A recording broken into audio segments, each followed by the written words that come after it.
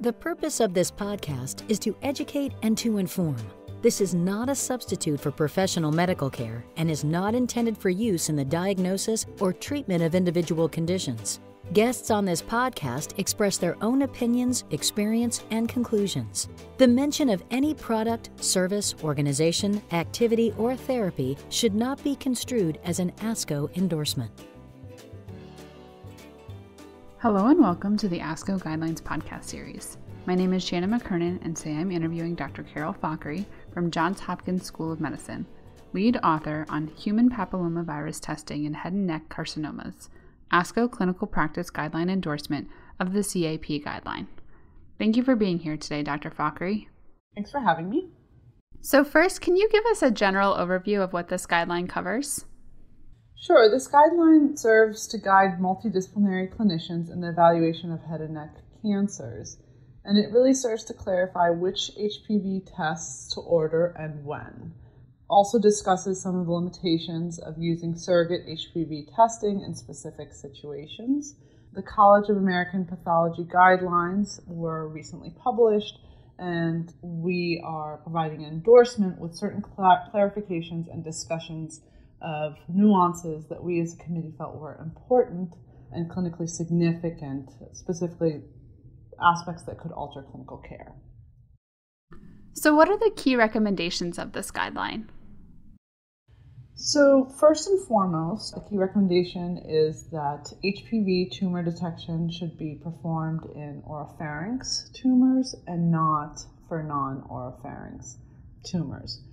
An important aspect of that is that HPV tumor testing should not be altered based on sex, race, age, or smoking history.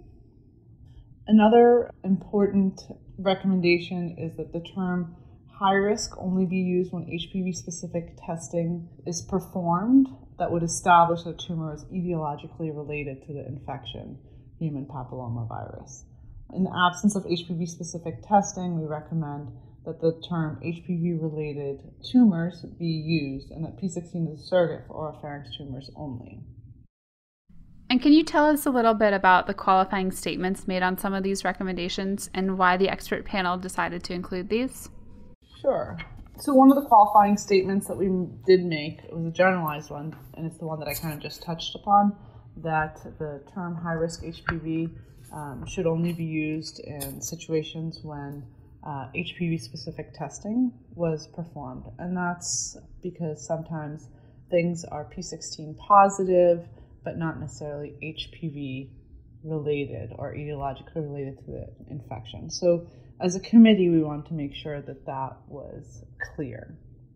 In light of that, one of the recommendations from the CAP Guidelines was that for tissue specimens presenting with metastatic squamous cell carcinoma of unknown primary in cervical, upper, or mid-jugular chain lymph nodes, pathologists should perform P16 in situ hybridization. They also had added a note saying that additional high-risk HPV testing on P16 positive cases should be performed for tumors located outside of level 2 or 3 in the neck and or for tumors with keratinizing morphology. So in the qualifying statement, our committee felt that P16 immunohistochemistry alone was not sufficient in the scenario of an unknown primary cancer, where you can get false positives and tumors that are P16 positive but not related to HPV can arise in situations of metastases from the skin cancers, salivary gland malignancies, or even lung primaries. Therefore, in the case of an unknown primary, we would recommend HPV-specific testing. The other important consideration that our committee felt was important to clarify was that in the unknown primary, whether or not a tumor is felt to have keratinizing or non-keratinizing morphology, that HPV-specific testing should be done. And the reason for that is that the pathologists acknowledge that considering a tumor keratinizing or non-keratinizing may be a difficult distinction for most pathologists, and that discerning HPV status may actually be easier and may help hone in on the diagnosis. And as part of this, what we did is we created an algorithm which simplified the College of American Pathologists algorithm for HPV detection. So there are fewer nodes in terms of HPV detection. And in general, for oropharynx tumors, we recommend starting with P16 immunohistochemistry. We endorse the 70% cutoff used on immunohistochemistry for P16. And if it's an oropharynx tumor with greater than 70% P16 staining, then that can be considered an HPV-related squamous cell carcinoma. For non-oropharynx tumors, we don't ever recommend HPV tumor status evaluation. And then for unknown primary, whether or not it's a level 2 or 3, starting with P16 is adequate. But if it is P16 positive, that needs to be followed up with HPV-specific testing to be deemed HPV-related. In the College of American Pathology algorithm, acknowledging that determining HPV status can be complex, there are more nodes and more decisions that could be made in terms of discerning what's HPV related and what's not.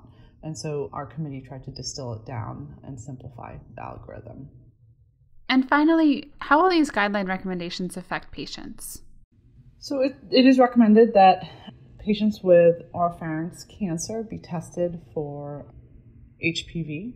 And so this really helps their clinicians determine how to best test their tumors. In cases that are not so clear, that are not oropharynx tumors, it also helps to guide their clinicians in terms of when and how to test their tumors. Great. Thank you for your work on this important guideline, and thank you for your time today, Dr. Fakhry. Thanks for having me. And thank you to all of our listeners for tuning in to the ASCO Guidelines podcast series. If you've enjoyed what you've heard today, please rate and review the podcast and refer the show to a colleague.